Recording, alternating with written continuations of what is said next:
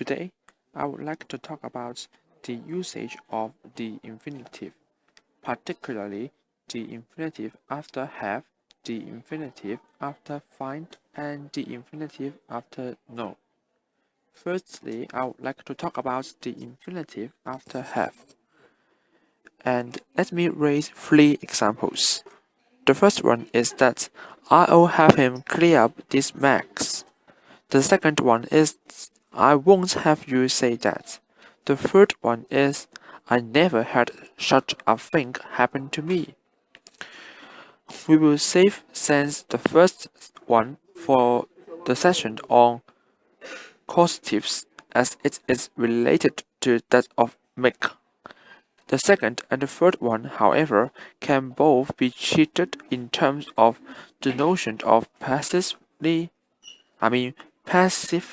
experiencing some events, with the second sentence implying on top of that a refusal to stand by passively and let someone do something without intervening.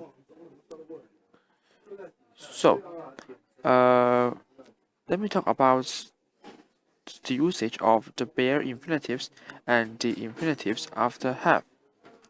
Here are two examples. The first one is he had 4 examiners to ask him all sorts of questions. The second one is he had 4 examiners ask him all sorts of questions. And then you may find it confusing about the usage of have, whether you should use the bare infinitive or the infinitive. So now I will tell you when you should use the bare infinitive and when you should use the to infinitive. So when the existence of obligation and the realization of the object is not yet known, that means it's not yet realized, then we should use the to infinitive. When the events are known or has been realized, and then we should use the bare infinitive. So, the sentence he had 4 examiners to ask him all sorts of questions doesn't mean that any questions were actually asked by the examiners at all, while he had 4 examiners ask him all sorts of questions. Does mean any questions were actually asked by the examiners at all.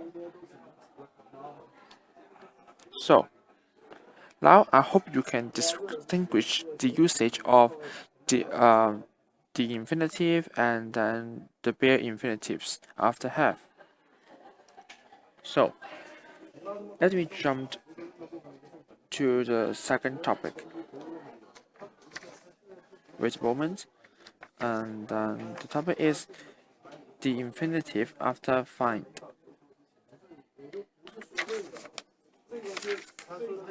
Please wait. Yeah. The verb find follows the same pattern as the verbs of perception in its use with the infinitive. When used with the bare infinitive, it denotes a direct experiencing of, and so contemporaneity in time with an occurrence and can often be replaced by z. Although it denotes perception in a more abstract way than the latter or by have in this experiential sense. Rather surprised to find them break fence at this season. So, do you know how to use the word find? Do you know how to use the bare infinitive after find? Of course, after find, not before find. So you should not say that, oh, the sentence talks about the rather surprised to find. It's to infinitive. No, I am talking about the infinitive after find. So, do you know when we should use the bare infinitive after find?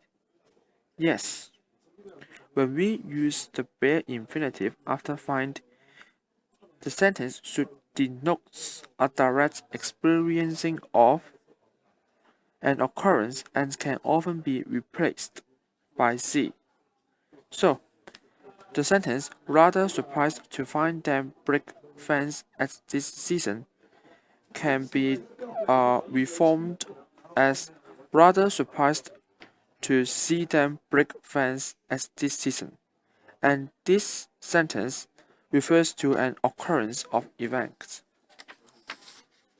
So, how about the other usages? When we use the to infinitive, on the other hand, find denotes rather the discovery of a fact. I measured the tail of the dead rat and found it to be 2 yards long.